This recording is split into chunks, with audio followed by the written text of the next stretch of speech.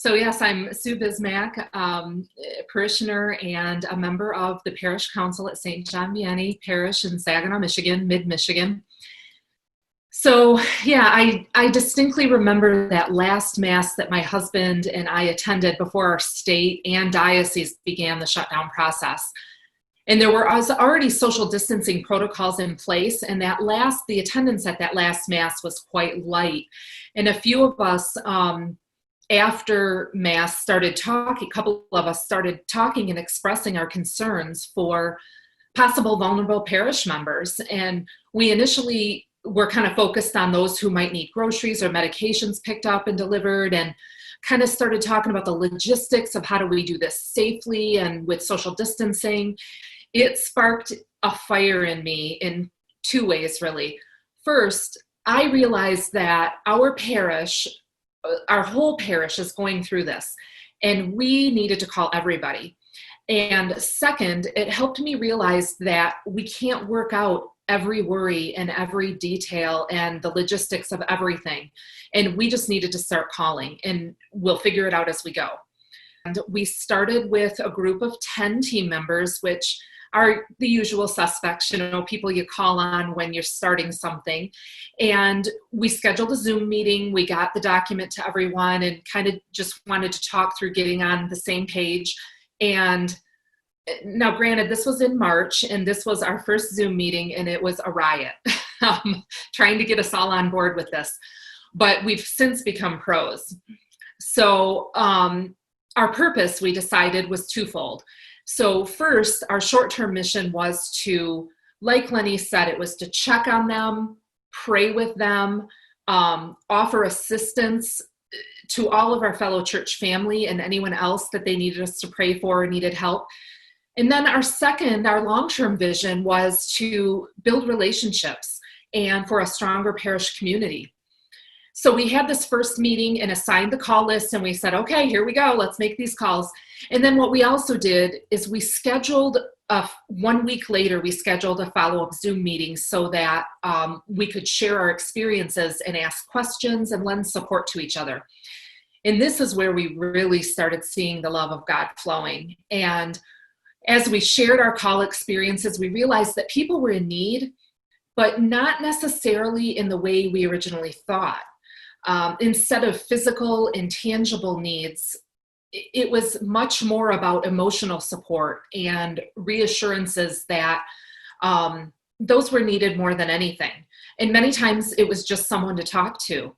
And it's been surprising at the low number of need requests we've had. We've had some grocery requests, many prayer requests.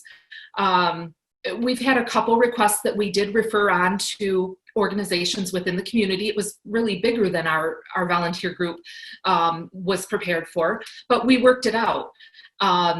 And in the beginning, we had a few, as we called, there were skeptical people with that. They put on that voice. So, is this a telemarketer or, because they didn't recognize the phone number. Or sometimes we got no answer at all because they were probably screening. So we would explain who we were, and if we didn't get a hold of them, we'd leave a message, and we would let them know our contact information. Again, that was so important. And some of them called us back, but then also some of them, when we would call them back we usually tried another day at another time, they would actually answer the phone. They would recognize our number, and they had listened to our message, so they knew we were someone from church. So, and they happily answered and talked to us. So in our calls, we also recruited some team members, or people would volunteer. And so we currently have 22 outreach calling team members.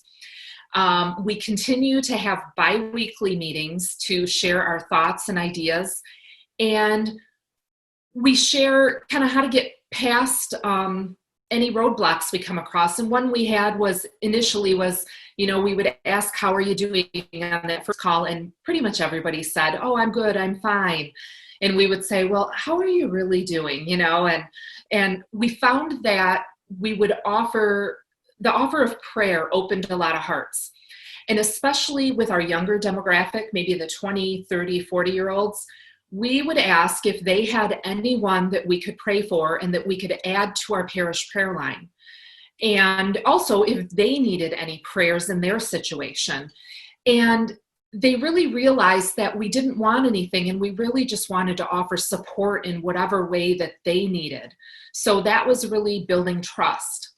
So almost every call that we made, we were met with appreciation and thank yous and gratefulness for keeping our parish connected in this unusual time.